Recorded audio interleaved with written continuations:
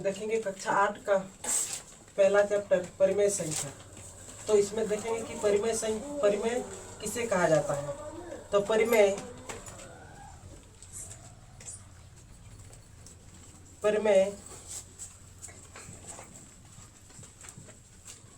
संख्या किसे कहते हैं तो सबसे पहले ये जानेंगे। तो लिखना है वैसी संख्या जो P/Q के रूप में लिख सकते हैं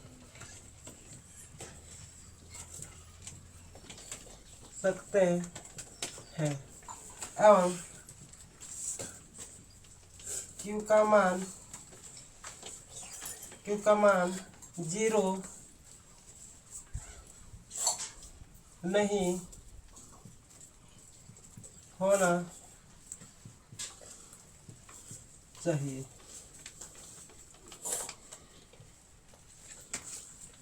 और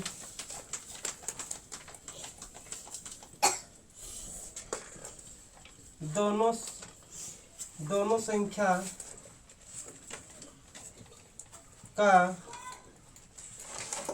HCF 1 हो, जिसको हम लोग क्या कहते हैं, परिमेय संख्या। जैसे P/Q के रूप में लिख सकते हैं, जैसे कि 5/3, जिसे हो जाएगा 5 के नीचे 1 दे सकते हैं। उसी तरह 6/3, ये सभी संख्या क्या है, परिमेय संख्या है। ठीक है। तो इसमें पहला क्वेश्चन बोल रहा है कि निम्नलिखित प्रत्येक में गुणन के अंतर्गत उपयोग किए गए गुणधर्म का नाम लिखना है। गुणधर्म का क्या लिखना है, नाम लिखना है। तो सबसे पहले इसमें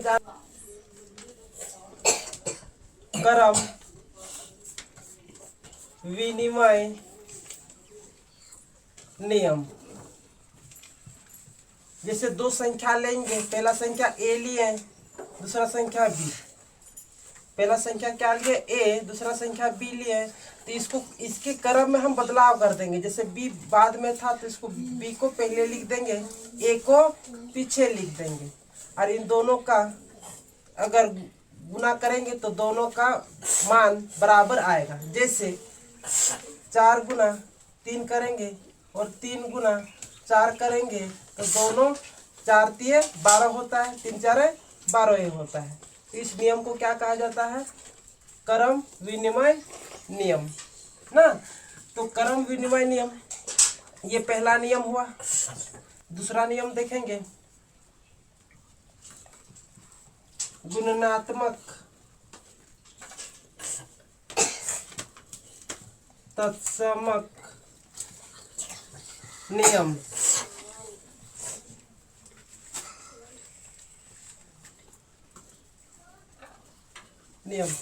तो इसमें क्या होता है, एक को किसी भी संख्या से गुना करने पर वही संख्या आता है। जिसे हमने यहाँ पे एग्जांपल में एक कोई संख्या लिए, गुना 1 के साथ किए, फिर इसका क्रम बदल देंगे, 1 को पहले रख देंगे, 1 को बाद में रख देंगे, तो इसका वैल्यू क्या आ जाएगा, A ही आएगा। एक कोई संख्या है, 1 के साथ गुना करने पर क्या होता है, वही संख्या आता है। जैसे 4 गुना 1 करेंगे, इन दोनों का क्रम में बदलाव कर देंगे तो 1 को पहले गुना 4 कर देंगे तो इसका मान क्या आ जाएगा, 4 ही आ जाएगा। तो इसको बोला जाता है गुणनात्मक तत्समक नियम। अब अगला नियम देखेंगे, तीसरा नियम हो जाएगा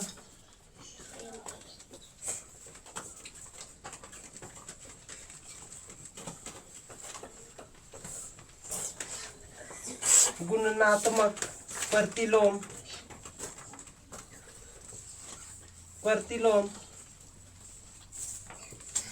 नियम। इसमें क्या होता है, कोई एक संख्या लेंगे जो भिन्न के रूप में, जैसे A/B हमने लिया, इनको क्या कर देना है, अंश अंश को हर में बदल देना है और हर को अंश में बदल देना है। ये b चल जाएगा ऊपर, a चल जाएगा नीचे, और इसका मान कितना होता है? 1 होता है। ये सारे 3 हमारे गुणधर्म नियम से ये बनने वाला है। तो पहला यहाँ पर देखेंगे, -4/5 गुना 1 बराबर 1 गुना -4/5 बराबर हो गया -4/5।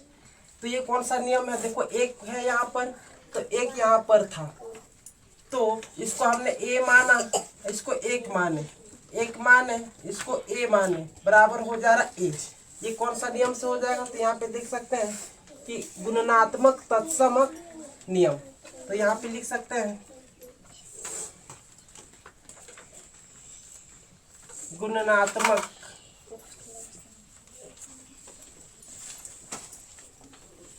तत्समक नियम। ये हो गया हमारा पहला आंसर।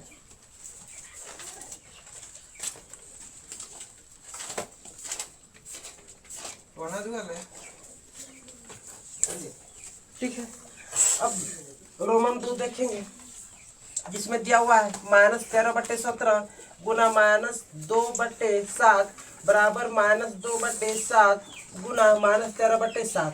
इसमें क्या क्या गया है? ये पहला संख्या को हमने a माना, दूसरा संख्या को b बराबर। अब ये देखो यही वाला संख्या को पहले रखा, इसका मतलब ये b पहले आ गया और a पीछे चल गया। तो ये कौन सा नियम से हो जाएगा? तो इसको देखना। तो ये पहला हम लोग पहला नियम पढ़े थे, क्रय विनिमय नियम। इसमें a गुना b बराबर b गुना a हुआ था, जिसका मान दोनों का वही हुआ था, सेम हुआ था। तो उसी तरह ये भी उसी नियम से बनेगा। तो यहाँ पे हम लिख सकते हैं, इसका वैल्यू निकालेंगे तो हो जाएगा 13 दूनी 26, अब 17 सत्ते हो जाएगा 119 बराबर। इधर भी निकालेंगे तो 13 दूनी हो जाएगा 26, यहाँ पे 17 होगा, सॉरी। अब 17 सत्ते कितना हो जाएगा 119। तो दोनों का वैल्यू बराबर हो जा रहा है। तो इसका मतलब ये कौन सा नियम फॉलो कर रहा है? तो इसको देखेंगे, ये क्रम विनिमय नियम, इसके आधारित से ये इसको लिखा गया था। अब क्वेश्चन नंबर 3 देखेंगे। अब रोमन 3 देखेंगे, जिसमें -19/29 गुना 29/-19 बराबर 1 दिया हुआ है। तो इस संख्या को हम देखेंगे कि ये अंश में जो था उसको हर में लिखा गया है, और जो हर में था उसको अंश में लिखा गया है, और बराबर करके 1 दिया हुआ है। यहाँ पे हमने सीखा था गुणधर्म नियम 3, जो गुणात्मक प्रतिलोम नियम, जो a/b को b/a गुना के रूप में बराबर 1 हुआ था। तो वही नियम इसमें भी फॉलो किया है। तो इसका मतलब ये कौन सा नियम से हुआ है? तो ये लिख देंगे गुणनात्मक प्रतिलोम नियम। इस नियम से ये इसको लिखा गया है।